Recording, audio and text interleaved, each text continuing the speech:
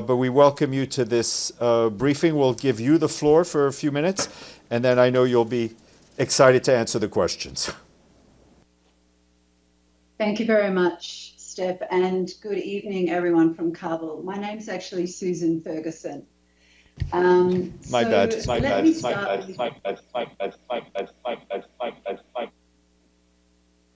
No worries at all.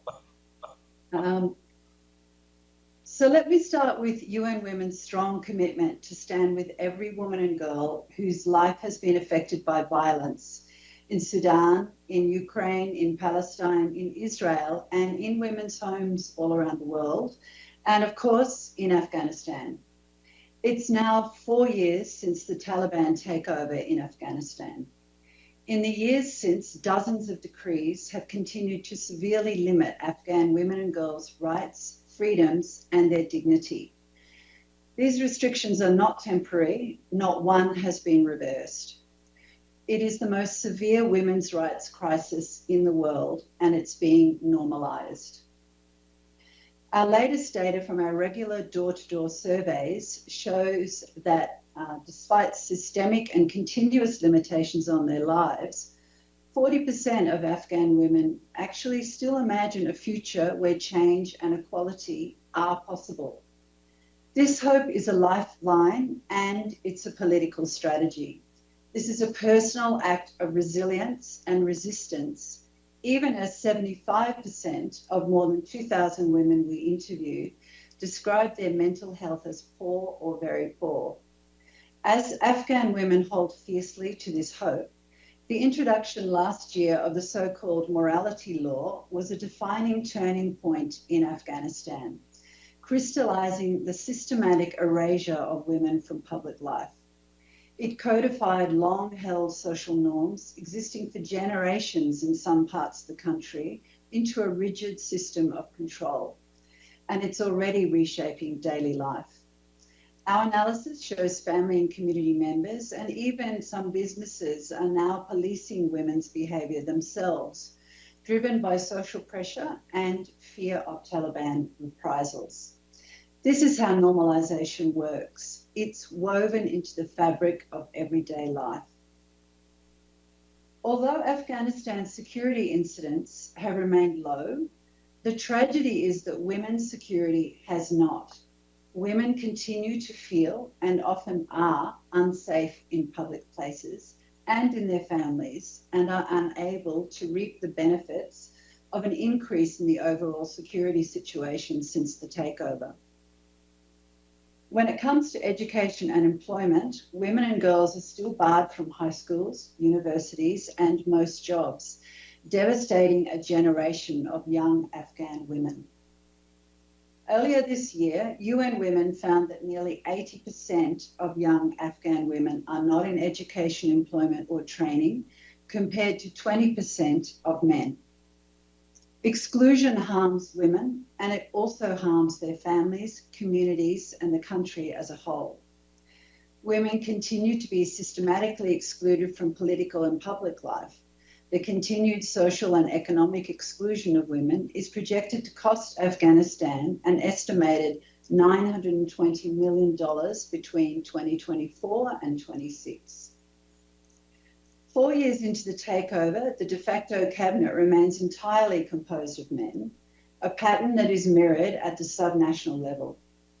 Some women have engaged informally with local and national de facto authorities to raise concerns about their communities and organisations. But there's no institutional mechanisms for women to have a say in decisions affecting their lives.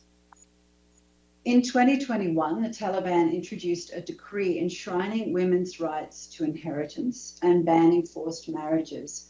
This is a narrow foothold to build on.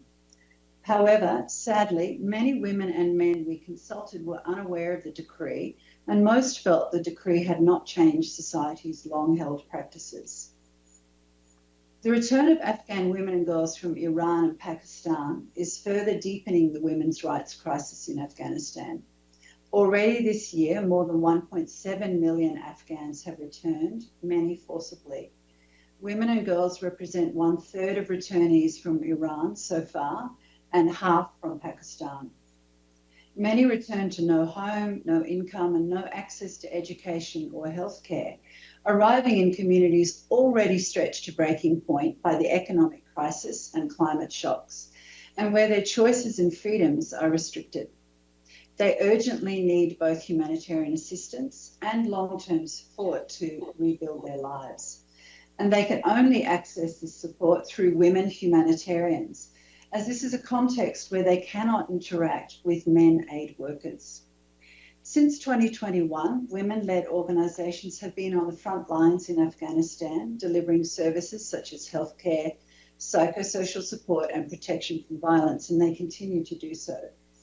But across civil society organisers surveyed by the UN in March this year, half of all women staff had already lost their jobs due to funding cuts. More than 1/3 of organisations reported that if the current situation continues, their ability to reach women and girls would be severely reduced, scaled down or shut down.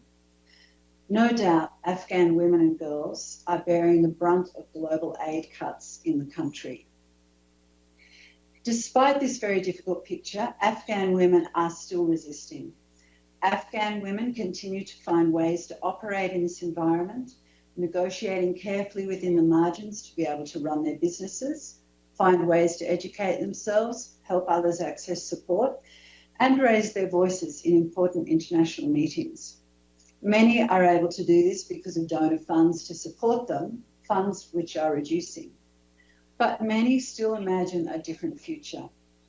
If we ignore the tightening strictures on Afghan women and girls, we send a message that this is normal and that the rights of women and girls everywhere are disposable or irrelevant. We cannot accept the denial of their rights as the new normal. We must keep investing in their NGOs, their businesses, and their voice in international dialogues. We must stand up for all women and girls in Afghanistan. Thank you very much. Open for floor. Edie, please go ahead. Thank you very much, Ms. Ferguson. On behalf of the United Nations Correspondents Association, welcome and thank you for doing the briefing. My name is Edith Lederer from the Associated Press. During your time in Afghanistan, have you had the opportunity to meet with any Taliban officials and make the case you've just made to us to them? Or are they refusing to meet with anyone from UN Women?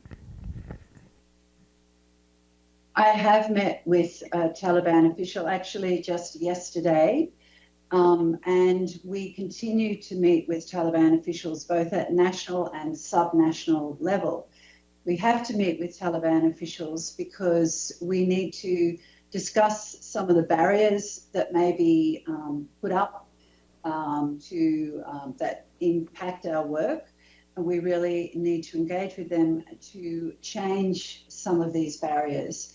And we do talk to the Taliban regularly about these things, and actually we also, the reports that we do are shared with the Taliban, and we hope that they also influence some of their own policy decisions. Said that nothing had changed in any of the decrees and edicts that the Taliban have made since they took power. Did you get any indication that there was any possibility of any change in your discussions? I think that that's a broad question for the UN as well. And I do not think that the restrictions will be reduced in the immediate term.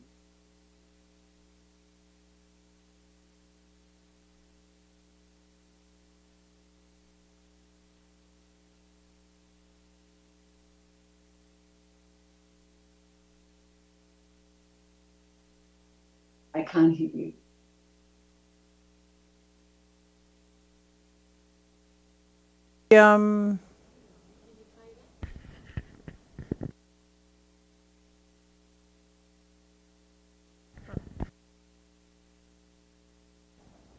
How's that? Okay, better here.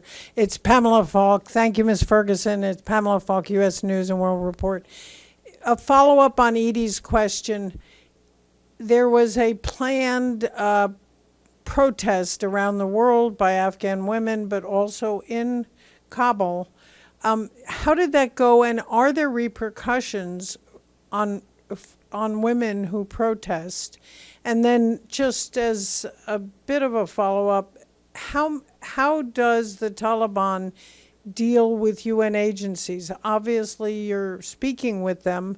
Do they allow information into women? They clearly did not allow any UNICEF schools or anything like that. What are they allowing and what aren't they? Thank you. Thank you. Well, one of the things that they are allowing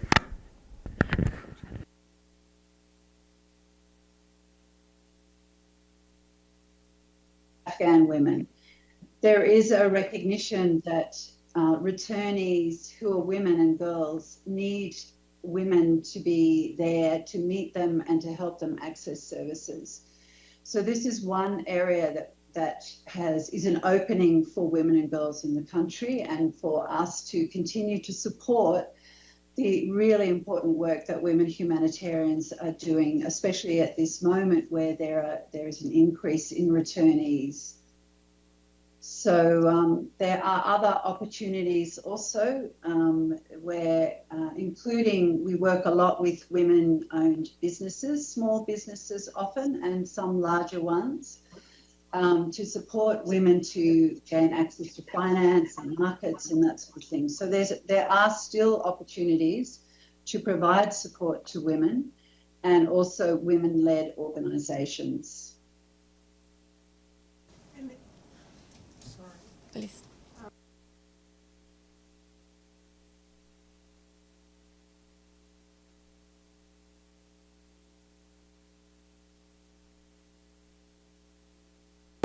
Oh, yeah, there it goes. I can hear it.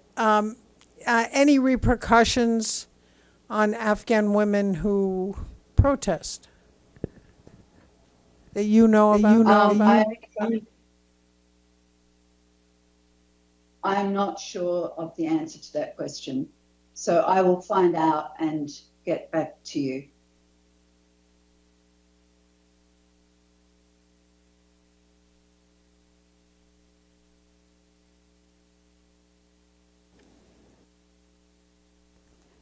Can you hear me? This is Dulcie Lineback from Pass Blue. I'm just a little confused because you say that women can't work, but then are you talking about entrepreneurs can actually keep businesses going? Okay, and what's an example of an entrepreneur, a typical entrepreneur in Afghanistan? And then you said some women can run large businesses. So what are you referring to? Thanks. So in their world of work, many jobs are not accessible for women to do anymore. There are certain bans in different sectors, but there are other sectors where women can still work. For example, women can be teachers of girls who are up to grade 6. There are still women midwives, and there are other, various sectors where women can work. So the kinds of businesses that we provide support to are often small businesses, so women-owned livelihood businesses where they may work in their own homes. But we've also worked, for example, in Bamayan, where there's a women's market, and many women own businesses and they gather together and run a market, and we've been able to provide solar power so that there's energy in that market. And have worked with them to access other markets for their goods. There is a wonderful women-owned business that makes reusable sanitary pads, and they employ, I think, 50 women, and they are a successful business, and there are other opportunities to support growing those kinds of businesses. I hope that explains it. It's not, often in Afghanistan, there is not one size fits all. The situation changes from state to state and from sector to sector as well. I mean, so how do they justify, the Taliban justify allowing some women to work in some ways and not in others? I can't really explain the Taliban's mindset. But I think some of the businesses that are allowed to operate are perhaps seen more as a sector that may be appropriate to women's roles, for example.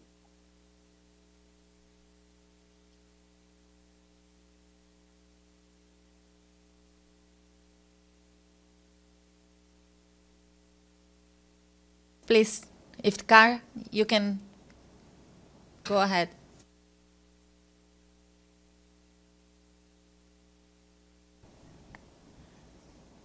I think we missed Iftikhar. Maybe I'm going to try with Abdul Hamid now, and I will go back to you, Iftikhar. Abdul Hamid, please.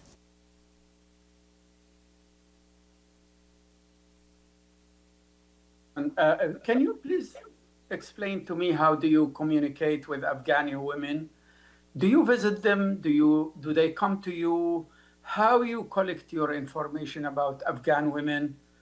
Which language you use when you encounter Afghan women? How do they communicate their complaints to you as well? Thank you very much. Thank you. Thanks for the question.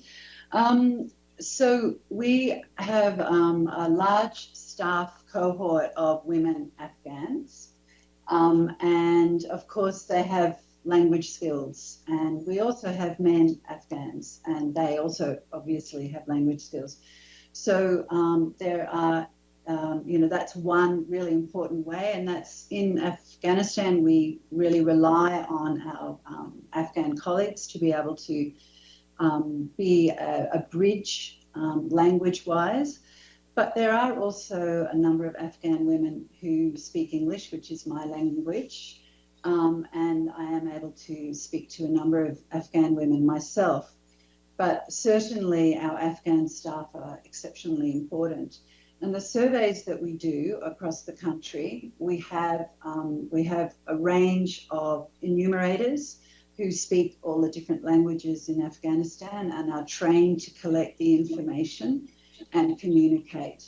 So we also work, in fact, a big part of our work is supporting women-led organisations, and we provide funds to more than 200 women CSOs across the country.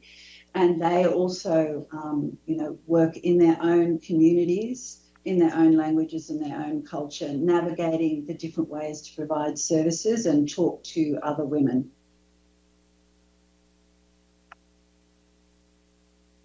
Thank you. Please go ahead. This is Iftikhar Ali from Associated Press of Pakistan. The recent UNAMA report describes the sad situation of the women and girls in Afghanistan and calls for urgent action before this situation gets normalized. What kind of action are you looking for? So in UN Women, our key way of working is to support Afghan women have a voice at a range of different decision-making tables, and that is still possible in different ways. So what we require is funding for those women-led organisations, because they're an important way of holding the space for women across the country to demonstrate leadership and to provide services that are much needed to the populations that they work in. So we urgently need more funds to provide that kind of support to women. And it's a number of these women are also providing this humanitarian support for returnees. And again, we need funds to be able to provide that to them so that these women can enter the country safely and settle safely. Do we have any further questions here on the floor? If not, I just would like to thank our guests again today. Susan Ferguson, the UN Special Representative for Afghanistan, who was briefing us from Kabul today. Thank you so much. Thank you. Thank you to everyone in the audience. It's a pleasure to be here with you. Thank you.